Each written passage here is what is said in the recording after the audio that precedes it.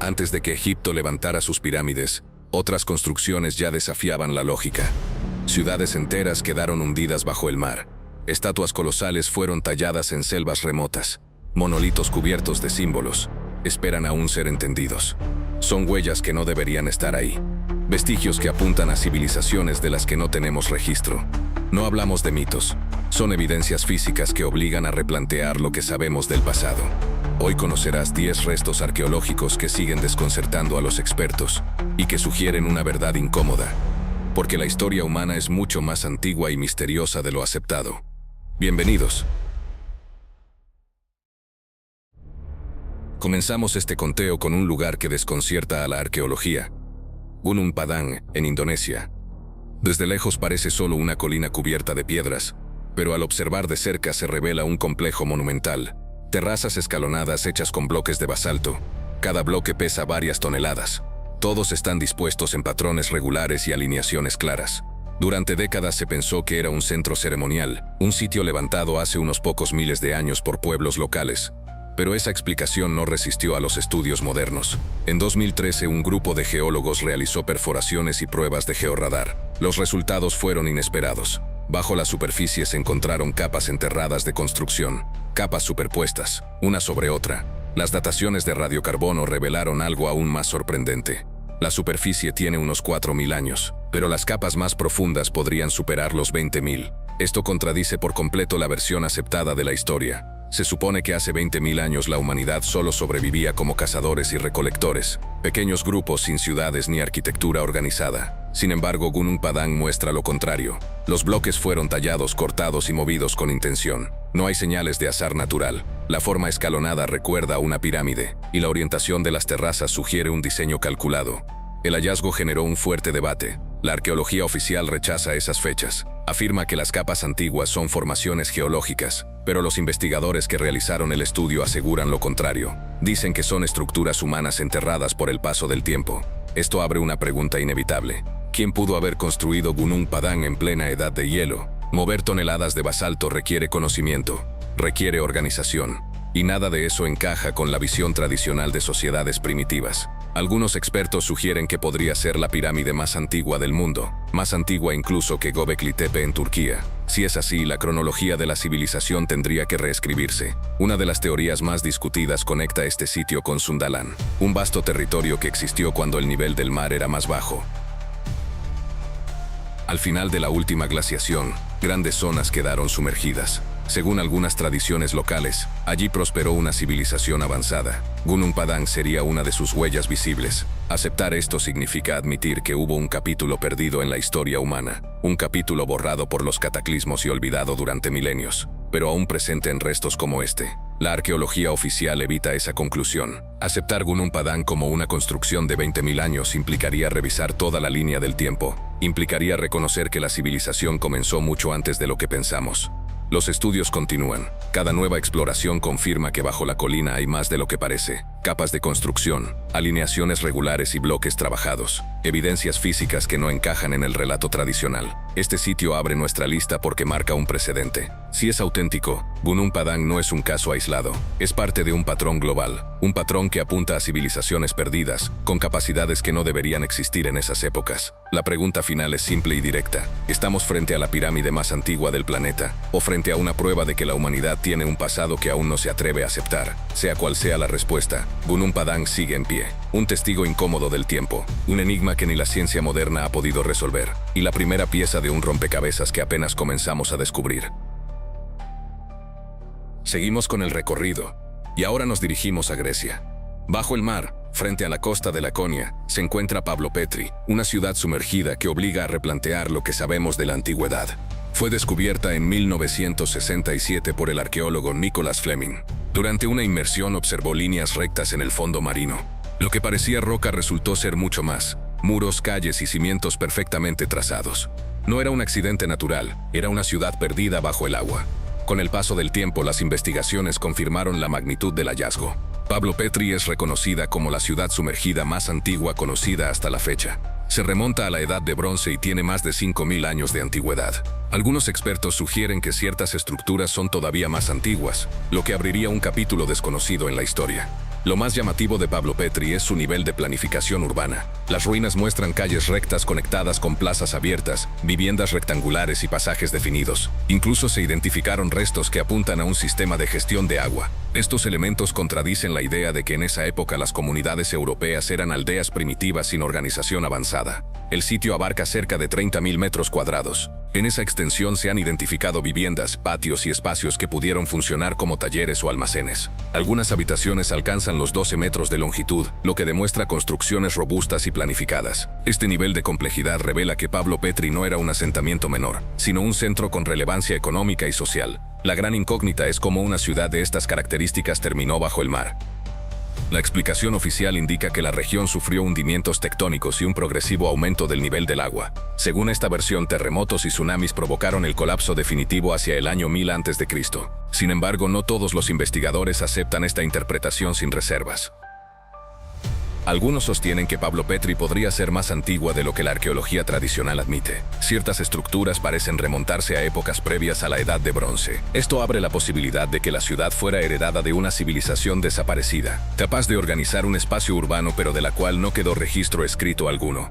El paralelo con la Atlántida de Platón surge con facilidad. El filósofo griego habló de una ciudad avanzada que terminó sumergida tras un cataclismo. Aunque Pablo Petri no coincide en todos los detalles, comparte lo esencial: una urbe organizada que desapareció bajo el mar y fue olvidada por completo. Lo desconcertante es que no se trata de restos dispersos. Es una ciudad completa, con un trazado urbano que puede seguirse como un plano. Esto contradice la idea de que el urbanismo apareció tarde en Europa. Aquí, hace miles de años ya existía un modelo planificado. Investigaciones recientes con escaneo láser y fotogrametría digital permitieron reconstruir el sitio en 3 dimensiones. Los resultados muestran un asentamiento complejo, con funciones residenciales, sociales y comerciales. Pablo Petri no fue un pueblo costero sin importancia, fue un centro regional con peso en su época. Hoy la ciudad permanece bajo apenas 4 metros de agua. Solo puede explorarse mediante buceo y tecnología submarina. Sin embargo, las imágenes muestran calles enteras trazadas en el lecho marino. Calles que un día fueron transitadas por una comunidad organizada y avanzada. Por eso Pablo Petri ocupa este segundo lugar. Porque no es un mito ni una leyenda. Es una ciudad real que demuestra que la historia está incompleta y que bajo las aguas todavía se esconden secretos que esperan ser revelados. Y desde una ciudad hundida en Grecia, pasamos ahora a un círculo de piedras en Inglaterra. El enigma de Stonehenge. En la llanura de Salisbury, al sur de Inglaterra, se alza uno de los monumentos más extraños y enigmáticos del mundo, Stonehenge. A primera vista parece solo un conjunto de piedras colocadas en círculo, pero en realidad es mucho más que eso. Se trata de una construcción cargada de preguntas sin respuesta, un lugar donde la arqueología, la astronomía y la mitología se cruzan en un mismo escenario. Su origen se remonta a hace más de 5.000 años. No fue levantado en una sola ocasión, sino en distintas fases que se extendieron a lo largo de más de un milenio. Las piedras que lo conforman son de 2 tipos principales. Por un lado, las llamadas bluestones, bloques que pesan entre 2 y 5 toneladas, transportados desde las montañas de Gales, a más de 200 kilómetros de distancia. El esfuerzo que supuso moverlas ya resulta increíble. Por otro lado se encuentran los enormes sarsens. Son bloques de arenisca que alcanzan hasta 25 toneladas cada uno. Estos megalitos fueron colocados en posición vertical y, sobre ellos se añadieron piedras horizontales que forman dinteles. El encaje es tan preciso que muchas de estas estructuras aún se mantienen firmes después de miles de años. La gran pregunta es evidente: ¿cómo lograron mover y levantar semejantes colosos sin ruedas, sin grúas y sin herramientas modernas? Las teorías oficiales hablan de trineos de madera, rodillos y barcazas por ríos cercanos. Sin embargo, ninguna de estas hipótesis logra explicar del todo cómo se elevó cada piedra ni cómo se consiguió una alineación tan exacta. Stonehenge no está dispuesto al azar. El monumento está alineado con los solsticios. Durante el amanecer del solsticio de verano, el sol se eleva justo sobre el eje central del círculo y la luz atraviesa el conjunto hasta iluminar el centro. Este detalle revela que los constructores poseían conocimientos avanzados de astronomía y una comprensión muy precisa de los ciclos celestes. Pero ¿cuál era el propósito de Stonehenge? Las respuestas varían. Algunos creen que fue un templo religioso dedicado al sol y a los ciclos de la naturaleza. Otros lo consideran un calendario monumental, diseñado para predecir eclipses y regular el tiempo de las cosechas. También existe la idea de que fue un santuario de sanación, un lugar sagrado al que acudían quienes buscaban salud y equilibrio espiritual. Las teorías más arriesgadas sugieren algo aún más intrigante. Para muchos investigadores alternativos, Stonehenge no fue una obra aislada, sino parte de una red global de megalitos conectados entre sí, desde las Islas Británicas hasta otras regiones del planeta. Una red que pudo haber sido obra de una civilización perdida, heredera de un conocimiento que desapareció con el tiempo. Las excavaciones en la zona han revelado que Stonehenge no estaba solo. A su alrededor se encontraron túmulos funerarios, restos de estructuras de madera y caminos ceremoniales. Todo esto indica que el Círculo de Piedra era el centro de un paisaje ritual mucho más amplio, un lugar de encuentro cultural y espiritual que se utilizó durante generaciones. Hoy miles de visitantes viajan hasta allí cada solsticio de verano para contemplar el mismo fenómeno que observaron sus constructores hace miles de años. El amanecer ilumina el Círculo de Piedra, y la humanidad recuerda que aunque los siglos pasen, el misterio de Stonehenge permanece intacto. Stonehenge es más que un símbolo de Inglaterra. Es una prueba de que aún existen capítulos ocultos en nuestra historia. Quizás estas piedras fueron mucho más que un calendario o un templo. Quizás fueron un mensaje en roca eterna, un eco de una civilización que quiso dejar huella antes de desaparecer.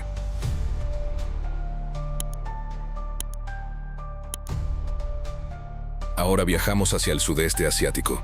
En la isla de Sulawesi, Indonesia, se encuentran los enigmáticos megalitos de Bada. En el Valle de Bada se han identificado más de 400 esculturas de piedra. Son bloques tallados que aparecen dispersos a lo largo de la planicie, sin un patrón claro. Algunas tienen forma humana, otras recuerdan a grandes recipientes, y otras son figuras difíciles de clasificar. Las estatuas antropomorfas muestran rasgos muy simples. Los ojos son circulares y están profundamente marcados. Las bocas son apenas líneas rectas. No hay detalle en las manos ni en los pies. Aún así, transmiten la sensación de haber sido diseñadas con un propósito específico. Los grandes recipientes de piedra se conocen como calamba. Son cilindros tallados en bloques macizos, algunos de más de 2 metros de altura. Están huecos por dentro y a veces tienen tapas de piedra asociadas. Se cree que fueron utilizados en contextos funerarios, pero la evidencia arqueológica aún no es concluyente. La cronología exacta de estas piezas sigue siendo incierta. Los estudios de campo sugieren que tienen al menos 1000 años de antigüedad, aunque algunos investigadores plantean que podrían ser mucho más antiguas. No existe registro escrito de la cultura que los levantó, lo que complica cualquier intento de explicación definitiva. Los habitantes actuales de la región no se consideran descendientes de los constructores. En las tradiciones locales se afirma que los megalitos ya estaban allí desde tiempos remotos. Algunas leyendas cuentan que fueron obra de gigantes o de seres con poderes sobrenaturales. Estas historias refuerzan la idea de que los orígenes de las esculturas se han perdido en la memoria colectiva. Las excavaciones en el valle han encontrado restos humanos asociados a ciertos calamba, lo que apoya la teoría funeraria. Sin embargo, el número de restos es demasiado reducido en comparación con la cantidad de recipientes encontrados. Esto ha llevado a pensar que pudieron tener funciones adicionales, tal vez relacionadas con rituales colectivos, almacenamiento de ofrendas o incluso actividades políticas de la comunidad. Otro aspecto llamativo es su dispersión. Los megalitos no se agrupan en un solo centro ceremonial. Algunos están en campos abiertos, otros ocultos entre la selva. No existe una organización aparente ni una alineación astronómica comprobada. La falta de un patrón definido complica todavía más la interpretación del sitio. Para la arqueología convencional, los megalitos de Bada son expresión de una cultura local desaparecida, que tuvo un desarrollo social y religioso complejo. Para otros investigadores, sin embargo, estos restos son evidencia de una tradición mucho más antigua, quizá relacionada con otras culturas megalíticas del sudeste asiático que aún no han sido plenamente estudiadas. El Valle de Bada no es un sitio turístico de masas. Su acceso es limitado, y la mayoría de las esculturas siguen en el mismo lugar donde fueron halladas. Esto ha permitido conservar el entorno original, aunque también dificulta la investigación sistemática. Lo que sí está claro es que los megalitos de Bada siguen siendo un enigma. No sabemos con precisión quién los hizo, en qué época exacta ni con qué propósito. Son piezas arqueológicas que desafían una explicación sencilla y que hasta el día de hoy mantienen abierta la posibilidad de que estemos frente a los restos de una tradición cultural que no se parece a ninguna otra en Indonesia. El Valle de Bada muestra que aún quedan regiones del planeta donde la historia oficial no tiene respuestas completas, y que en la arqueología, los silencios a veces dicen tanto como los hallazgos. De los megalitos de Indonesia continuamos el viaje hacia Sudamérica. En Colombia, en la región andina del Huila, se encuentra un conjunto arqueológico único, las esculturas de San Agustín. En el Parque Arqueológico de San Agustín se han registrado más de 500 estatuas de piedra. Se trata de figuras talladas en bloques de toba volcánica, con tamaños que van desde menos de 1 metro hasta más de 7 metros de altura. Estas esculturas no aparecen aisladas. Forman parte de complejos funerarios, montículos y templos que revelan un sistema cultural avanzado. Los personajes representados tienen rasgos muy variados. Algunos muestran figuras humanas con gestos solemnes. Otros combinan características humanas con animales como felinos o aves. Existen también esculturas que representan guardianes armados con bastones o figuras de aspecto monstruoso asociadas al control espiritual de la vida y la muerte. Una de las características más llamativas es la iconografía dual. Muchas esculturas presentan expresiones que parecen mezclar lo humano con lo sobrenatural. Esto sugiere que no eran simples retratos, sino representaciones de deidades o seres míticos que tenían un rol central en la cosmovisión de la cultura que habitó la región. La función principal de estas esculturas parece estar vinculada a los rituales funerarios. Se han encontrado asociadas a tumbas monumentales y cámaras subterráneas. Los arqueólogos creen que actuaban como guardianes de los muertos, protegiendo los restos humanos y las ofrendas depositadas junto a ellos. Sin embargo, los detalles siguen siendo un enigma. No se sabe con certeza qué grupo humano fue el responsable de levantar estas obras. Se considera que la cultura agustiniana habitó la región entre el siglo I y el siglo VIII de nuestra era. Pero más allá de esa cronología aproximada, no se tiene registro escrito ni se conoce la organización política exacta de esta sociedad. El nivel de complejidad de las esculturas indica un conocimiento avanzado en el trabajo de la piedra. La toba volcánica es un material duro y resistente. Tallarla con herramientas primitivas debió requerir un esfuerzo enorme y un dominio técnico notable. El hecho de que existan cientos de piezas sugiere que la producción de estas estatuas fue una actividad planificada y central en la vida de la comunidad. El parque arqueológico no solo conserva esculturas, también alberga fuentes rituales talladas en piedra, terrazas ceremoniales y caminos que conectan los distintos complejos. Todo apunta a que San Agustín fue un centro religioso y político de gran importancia en la región andina. Las teorías alternativas plantean que las esculturas podrían ser más antiguas de lo que se piensa. Algunos investigadores sugieren que parte del conjunto podría pertenecer a una tradición anterior transmitida luego a la cultura agustiniana. Otros ven en los rasgos de las esculturas símbolos universales que podrían conectar con tradiciones de otras partes del mundo. Lo cierto es que San Agustín se mantiene como el mayor conjunto de esculturas megalíticas de Sudamérica. Su valor radica no solo en la cantidad de piezas, sino en la riqueza simbólica y en la complejidad de su disposición. Hoy es considerado Patrimonio de la Humanidad por la UNESCO. A pesar de décadas de investigación, el significado profundo de estas figuras sigue siendo desconocido. Lo único claro es que representan la visión del mundo de una cultura que desapareció, dejando tras de sí un legado en piedra que aún sorprende por su fuerza y su misterio. Y de las montañas de Colombia viajamos ahora hasta el Mediterráneo.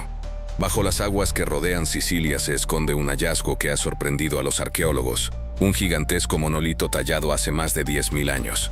En 2015, un equipo de investigadores italianos y oceanógrafos descubrió, a 40 metros de profundidad en el canal de Sicilia, un bloque de piedra de dimensiones colosales. El monolito mide más de 12 metros de largo y pesa cerca de 15 toneladas. No se trata de una formación natural. Los análisis demostraron que fue extraído, tallado y movido de su lugar original por manos humanas. El descubrimiento cambió por completo la visión sobre las sociedades prehistóricas del Mediterráneo. Hasta entonces se creía que los grupos que habitaban la región hace más de 10.000 años eran comunidades simples con poca capacidad técnica. Sin embargo, este monolito demuestra que conocían el trabajo avanzado de la piedra y que podían manipular estructuras de gran tamaño. El bloque presenta perforaciones simétricas en sus extremos. Son orificios circulares que no pueden explicarse como producto de la erosión. Todo indica que tuvieron un propósito funcional, quizá para encajar vigas de madera o para facilitar su transporte. Este detalle confirma que no se trata de un accidente natural, sino de una obra planificada.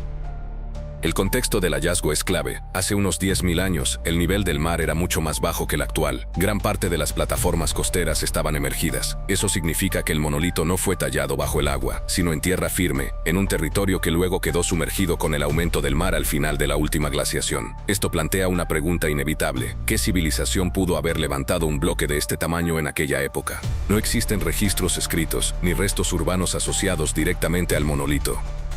El hallazgo aparece aislado, como un fragmento de una historia mayor que aún no conocemos. Algunos arqueólogos sugieren que formaba parte de una estructura ceremonial o de un sistema de señalización costera. Otros creen que pudo haber tenido un uso práctico, como elemento de un puerto primitivo o de un sistema de pesca. Pero sin evidencias concluyentes, todas las hipótesis siguen abiertas. Las teorías alternativas van más lejos. Para algunos investigadores independientes, el monolito de Sicilia es una prueba de que existieron sociedades mucho más avanzadas en el Mediterráneo, capaces de tallar y mover megalitos miles de años antes de lo que la historia oficial reconoce. Otros lo vinculan con culturas desaparecidas durante los cataclismos del final de la glaciación, relacionándolo incluso con la idea de civilizaciones perdidas. El hallazgo también se conecta con un patrón global. En diferentes partes del planeta existen restos sumergidos que parecen corresponder a construcciones humanas muy antiguas. La ciudad sumergida de Pablo Petri en Grecia o las estructuras de Yonaguni en Japón son ejemplos de ello. El monolito de Sicilia se suma a esa lista, reforzando la idea de que el aumento del nivel del mar borró capítulos enteros de la historia humana. Hoy el bloque permanece en el fondo del mar, accesible solo para buzos especializados y estudios científicos. No es un sitio turístico masivo, pero su importancia arqueológica es enorme. Demuestra que los pueblos del Mesolítico tenían habilidades técnicas que no imaginábamos, y que al menos en algunos aspectos estaban más avanzados de lo que la arqueología tradicional aceptaba. El monolito submarino de Sicilia sigue siendo un recordatorio de lo mucho que ignoramos sobre nuestros orígenes. Es una pieza aislada, pero cargada de significado, un testimonio de que incluso bajo el mar, la historia de la humanidad guarda secretos esperando ser descubiertos. Y lejos de las costas mediterráneas, en el corazón de Rusia, fue descubierto un hallazgo único, el ídolo de Shigir. El descubrimiento se produjo en 1890 en los Montes Urales, dentro de una turbera rica en restos arqueológicos. Un grupo de mineros encontró fragmentos de madera tallada. Al unirse esas piezas se reveló una estatua monumental de casi 5 metros de altura. Era el ídolo de Shigir, una figura que cambiaría por completo la visión sobre las sociedades prehistóricas. Lo primero que llama la atención es su antigüedad. Dataciones recientes con radiocarbono confirmaron que la escultura tiene alrededor de 12.000 años. Eso la convierte en la estatua de madera más antigua del mundo, hecha al final de la última glaciación. Para ponerlo en contexto, es más del doble de antigua que las pirámides de Egipto. El ídolo fue tallado en madera de alerce con herramientas de piedra. Su superficie está cubierta de símbolos geométricos, líneas en zigzag, espirales, cheurones y formas que recuerdan a rostros humanos. Los investigadores creen que estos grabados no eran simples decoraciones. Probablemente transmitían un sistema de creencias, mitos o incluso una forma temprana de comunicación simbólica. El cuerpo de la estatua está dividido en varias secciones. Cada parte muestra un rostro diferente, como si representara múltiples entidades o espíritus. Algunos arqueólogos sugieren que pudo tratarse de un objeto ritual, usado para marcar la relación entre los humanos y el mundo espiritual. El hecho de que el ídolo sobreviviera tantos milenios se debe a las condiciones de la turbera, que preservó la madera en un ambiente sin oxígeno. De no haber sido por eso, la escultura se habría desintegrado hace mucho tiempo.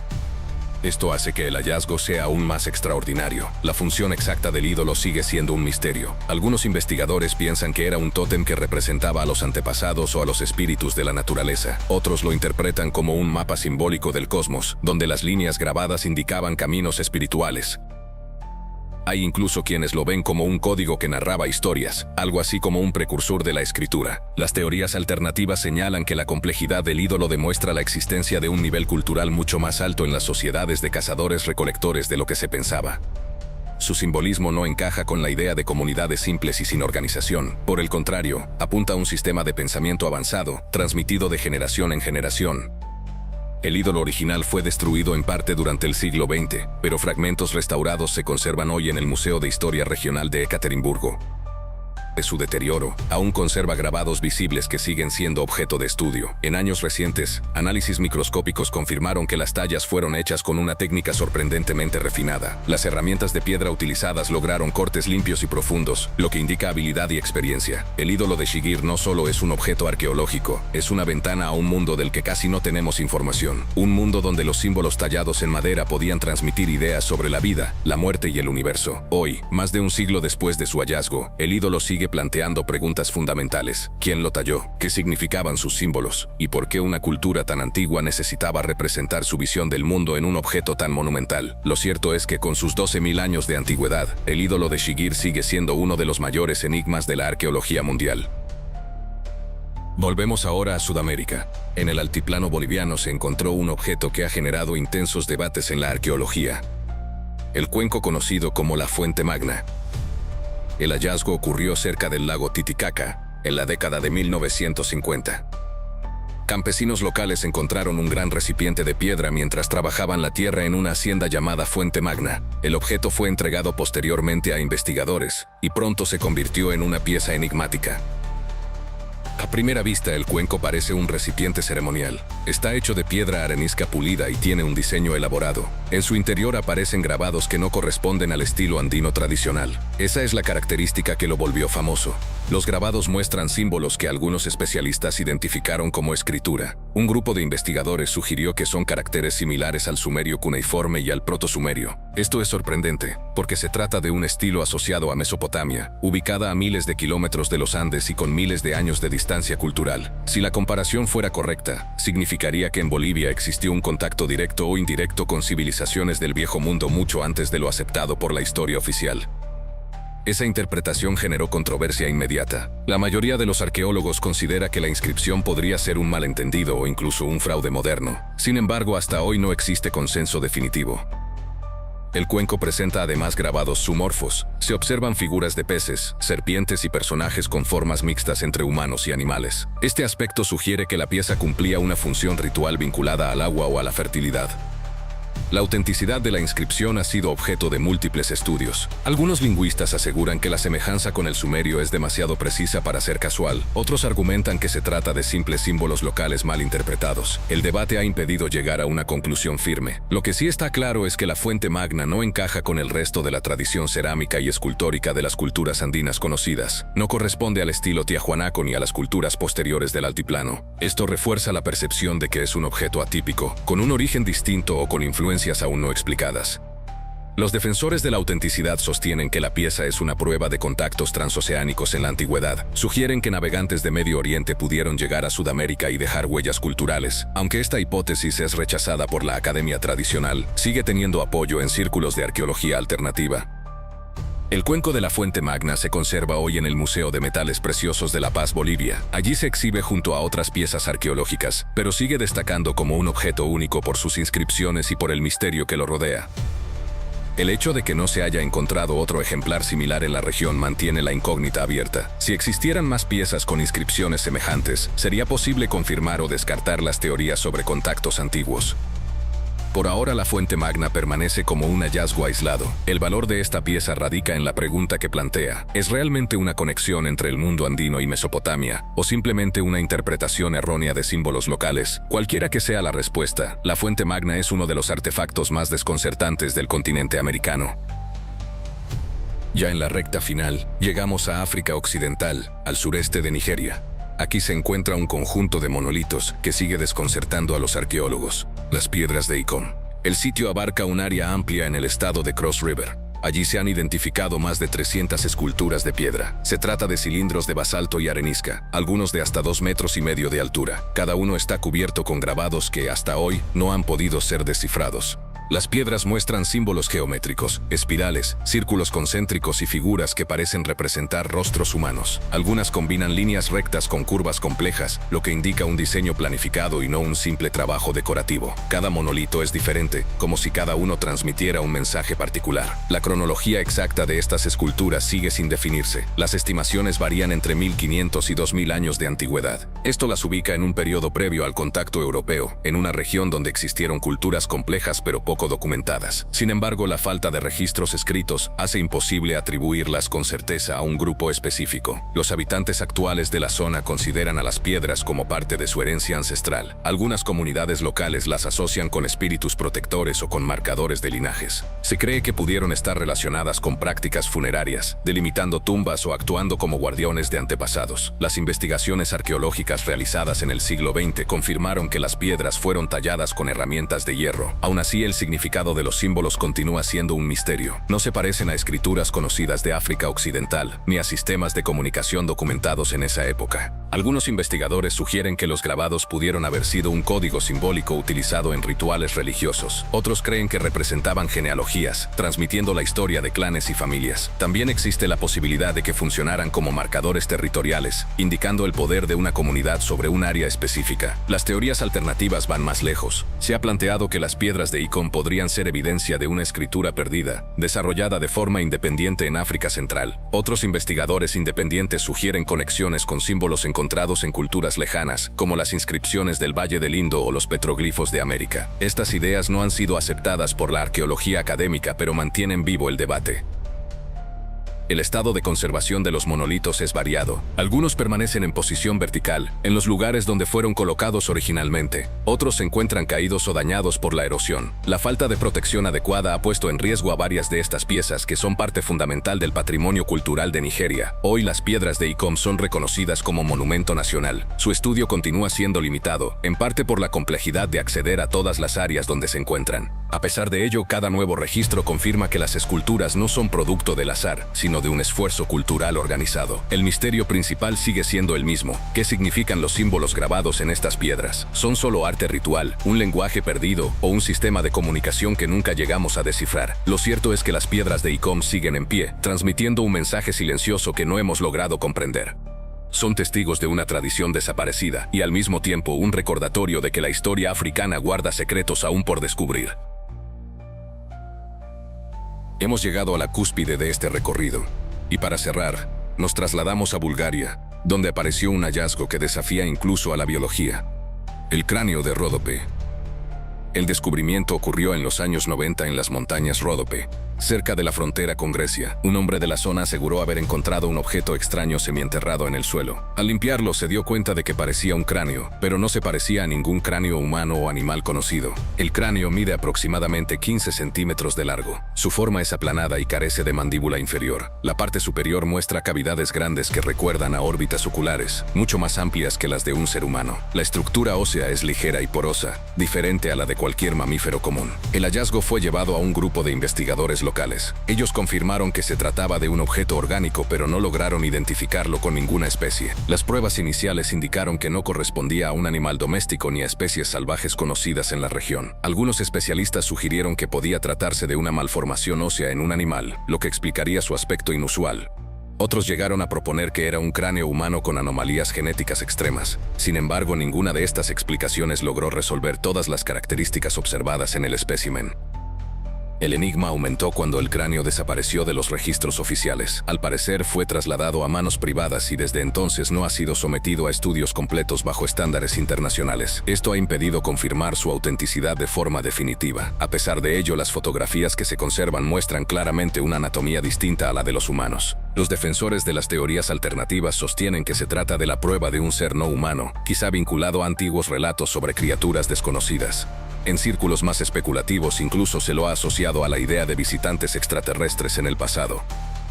Desde un punto de vista arqueológico, la falta de documentación formal dificulta cualquier conclusión. No existe un informe científico detallado publicado en revistas especializadas. Tampoco hay análisis de ADN o estudios de carbono 14 disponibles públicamente. Esto deja el cráneo de Ródope en el terreno de los enigmas sin resolver.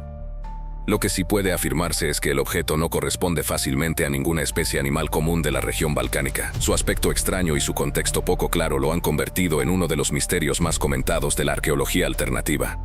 Hoy el cráneo es más una historia que un artefacto accesible. Las imágenes disponibles siguen circulando entre investigadores y curiosos, generando debates sobre su origen. Sin acceso directo a la pieza resulta imposible confirmar o descartar las teorías. El caso del cráneo de Ródope muestra cómo un hallazgo aislado puede generar más preguntas que respuestas, y cómo la falta de información clara puede mantener vivo un enigma durante décadas.